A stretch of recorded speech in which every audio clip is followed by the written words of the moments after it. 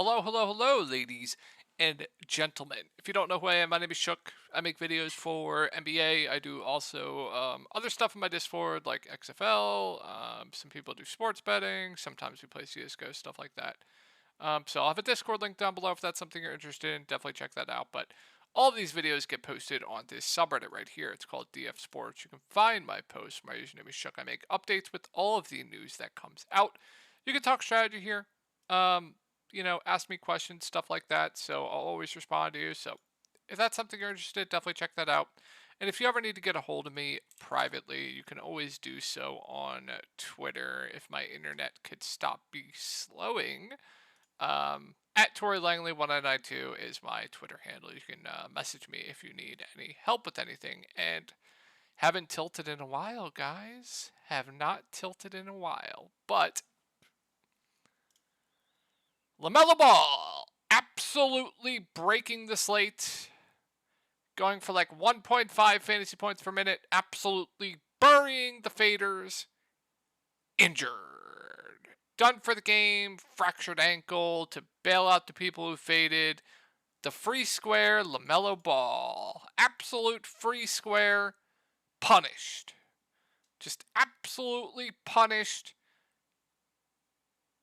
Because he gets injured. What else? Jason Tatum. Tatum was doing bad. I get that. But ejected. Absolutely didn't have a chance. Just, I don't even know what happened. But absolute fraudulent. Jason Tatum, you should be ashamed of yourself. You made me lose money tonight by getting ejected. Unbelievable. Unreal. Absolutely unreal. What else? Mr. RJ Hampton. I thought he was one of the best GPP plays on the slate on the Detroit Pistons, with everyone else being chalk. We saw quotes from Mr. Casey saying that he was going to play RJ Hampton and Rodney McGruder a ton of minutes tonight. RJ Hampton was on pace to play like close to 30 minutes, and he shot 1 of 500. Let's see what he finished with. Shot 1 of 6. Gets benched. Yep. What do I do to deserve this? What do I do? Joel Embiid. Every time I play this guy, he just sucks. Except for this game. Got him right here. And he still shot 7 of 25. Mr. Joel Embiid.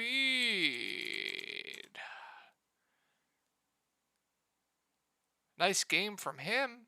27, 12, 2, and 1 in 34 minutes. Nice, man.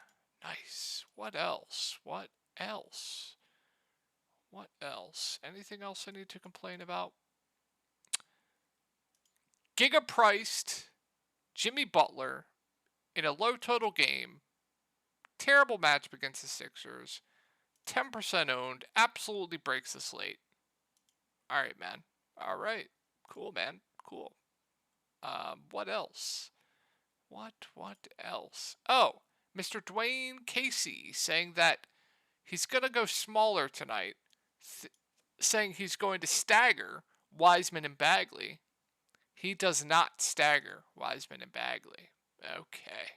Cool, man. Cool. What else? I think that's it, guys. I think that's it. But I almost cashed. Still almost cashed.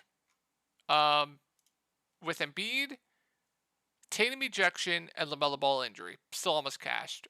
The core that I had for today was Alec Burks. He was a free square. It's just nothing crazy.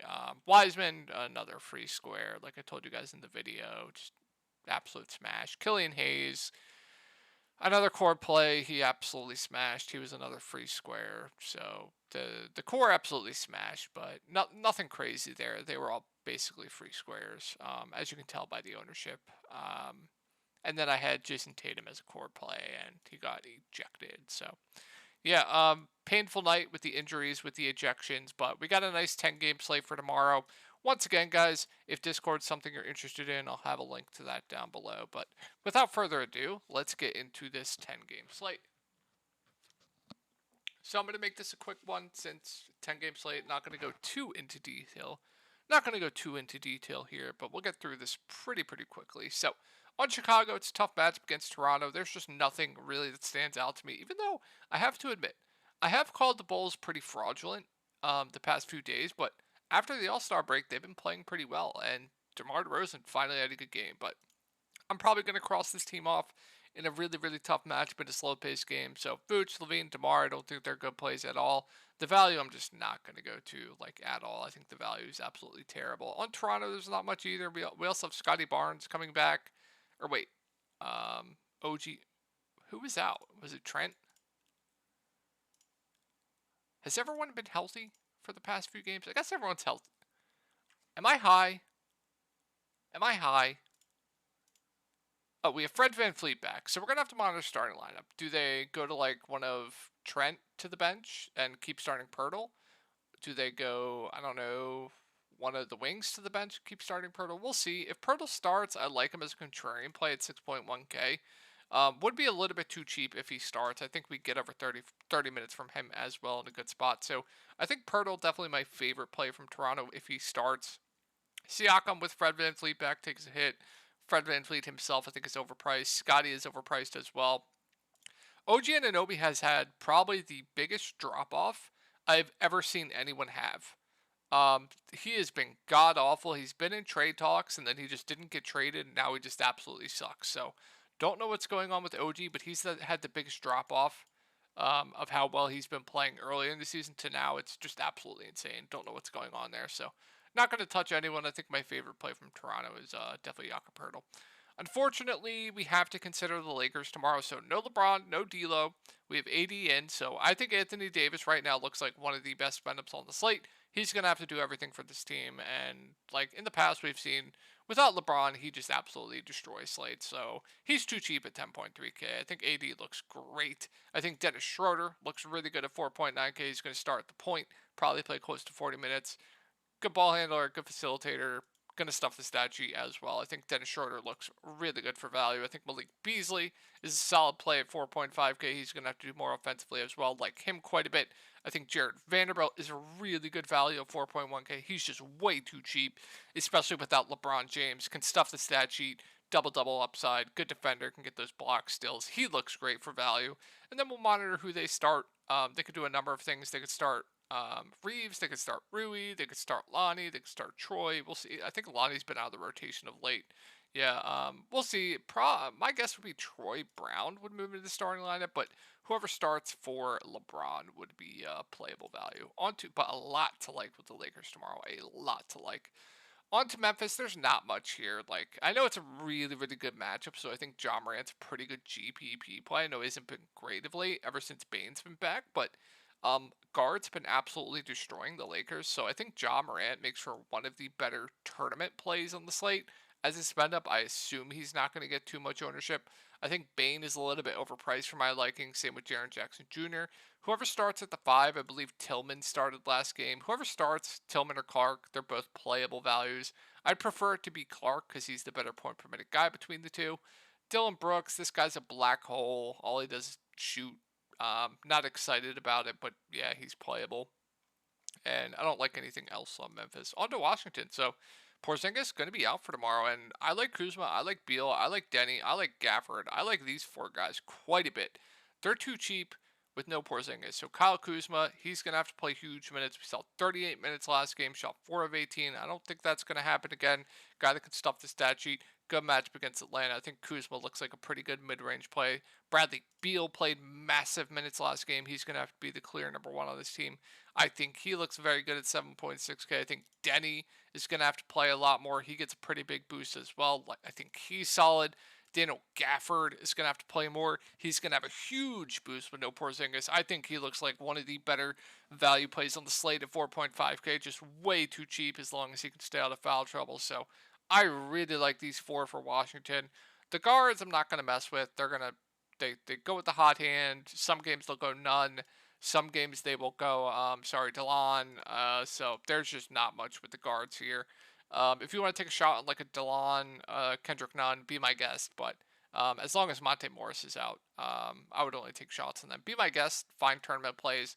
Like if I knew Delon Wright was going to play 30 minutes again, I'd probably play him. But I really don't know what those minutes are going to look like there. On to Atlanta. Not much here. Like Trey Murray, fine GPP plays. Clint Capella got benched last game. He's not going to play a ton of minutes regardless. Only a tournament play there. And I don't really like anything else here for Atlanta. Like John Collins is losing minutes of late. Onyeka Okongwu probably plays around 20 minutes. If Clint Capella gets benched again, he could smash. So maybe a little bit of interest in Onyeka Okongwu, but yeah, really not much on the Atlanta side, and really not much on Milwaukee. I think it's just Giannis at the top for me, and that's basically it. I don't know if he's going to be on a limit tomorrow, but it's a good, not a good spot against Brooklyn. I don't really think anyone's going to be able to really slow him down though. But it's just Giannis at the top for me. I think he's a fine spend up, but I definitely prefer other spend ups over him. Like I prefer Jokic, I prefer Dame, I prefer AD, I prefer Ja Morant. Possibly Sabonis. So there's a lot more spend ups that I like over Giannis. Drew's overpriced, Portis overpriced, Middleton's overpriced. Pat Connaughton's overpriced. Jay Crowder's overpriced. So, yeah, there's just not much on Milwaukee. And on to Brooklyn. So, something we have to monitor here. Well, not monitor, but take a look at this rotation that they ran the other day. And they ran an 8-man rotation with Seth Curry only playing 6 minutes and Joe Harris only playing 6 minutes. So, they basically ran a 6-man rotation or 7-man rotation, pretty much. I don't know if they're going to be doing this again. Let's say they go back to their old rotation where they like have everyone in the rotation: Seth Curry, Joe Harris, stuff like that. There's not much that stands out to me. So your guess is as good as mine here. But if they go back to this rotation where they play their main guys close to 40 minutes a game, then there is some things to like. So I think these guys are good GPP plays because I don't think people are really going to notice this. So if we're going to get like close to 40 minutes from Bridges, I think he's in play. If we're going to get close to 40 minutes from Dinwiddie, I think he looks good. It's not a good matchup, but Claxton, if he could stay out of foul trouble, he got into foul trouble this game, might have to play more, would have some interest in him. Cam Johnson played close to 40 minutes. Like if we get the same minutes from him, I think he's a little bit too cheap.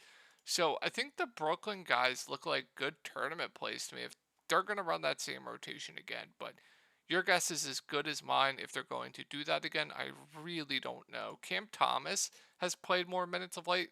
30 here, but the game blew out. But 29 here. We know he's going to absolutely chuck the ball when he's out there. So not a cash game play, but a tournament play with some upside. So I think the Brooklyn team looks like interesting GPP plays with the rotation that they ran last game. Definitely not cash game plays in my opinion.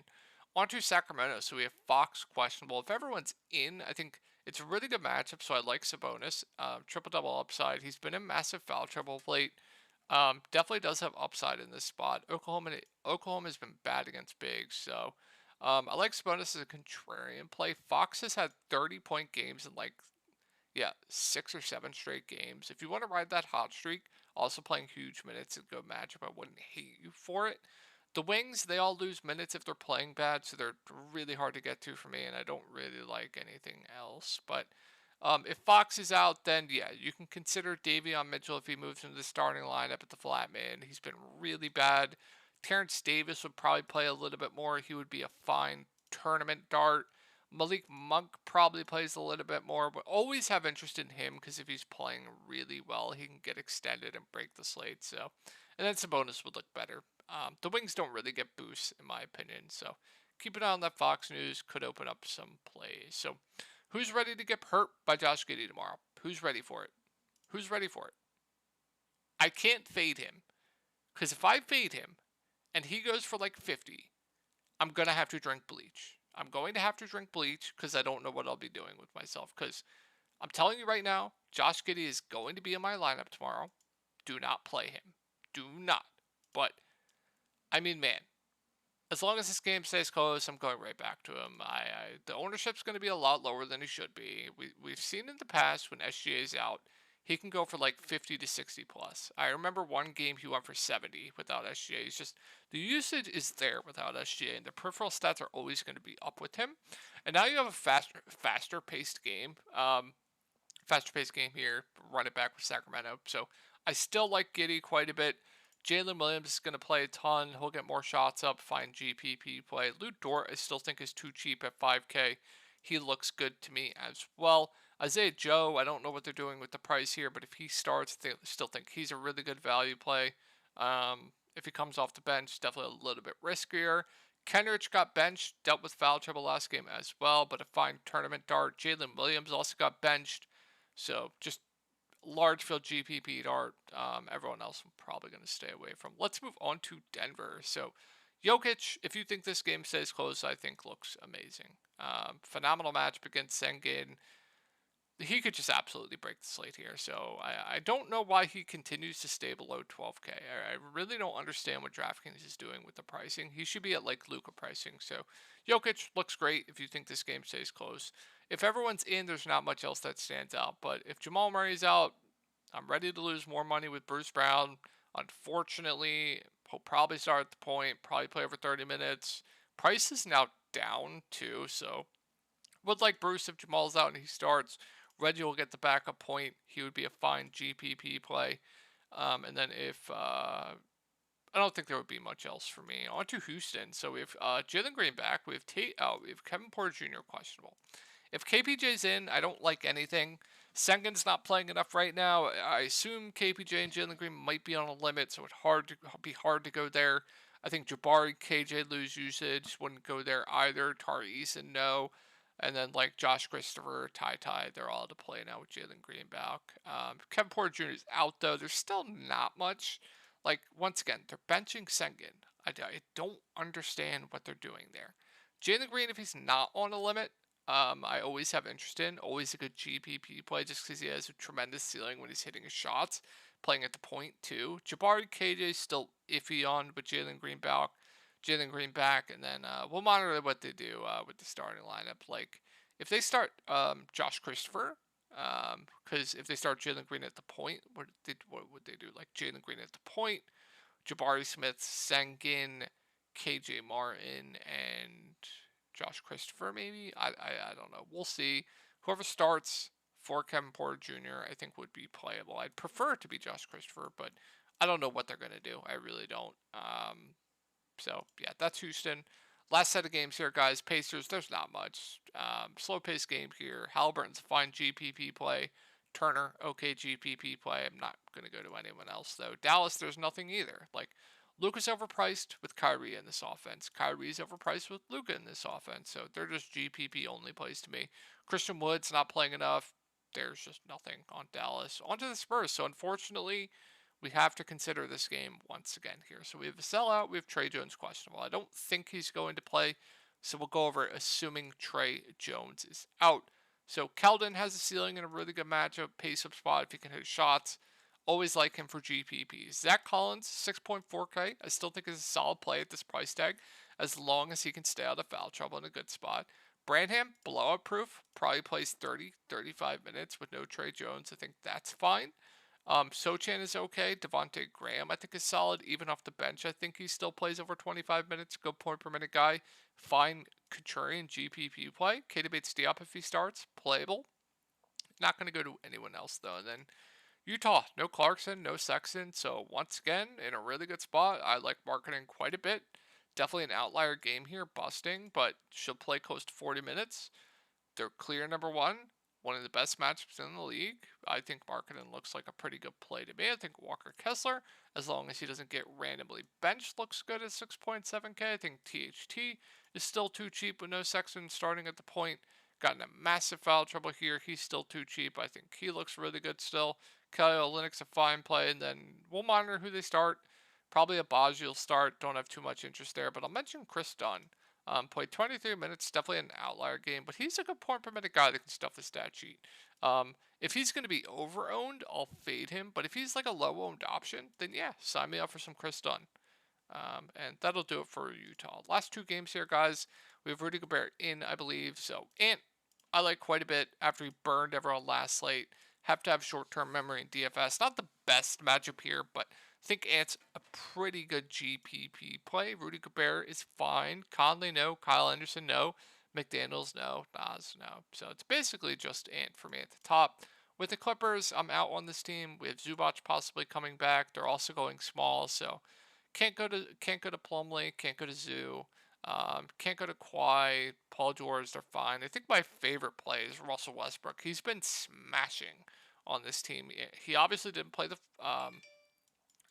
fourth in this game. I think he got into foul trouble in the game, blew out. I'm not entirely sure what happened, but he's been smashing. So I think my favorite play on the Clippers is Russell Westbrook, and I'm not going to go to anyone else. Their bench rotation and what they're doing with the five is just absolutely gross. Like, they're playing Batum a ton of minutes. They're playing Marcus Morris, I believe, at the five some.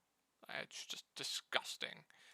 Unbelievable what they're doing. And I mean, Dame is just amazing right now. I mean, how do you fade Damian Lillard right now with no Simon? So I assume he'll be one of the chalkiest spend-ups on the slate, and for a good reason. He is probably the highest usage rate in the league right now, and he's stuffing the stat sheet like crazy. He's shooting the ball a absolute shitload. So I mean, what's not to like about Dame? Grant's fine. Nurkic, I believe, will be out.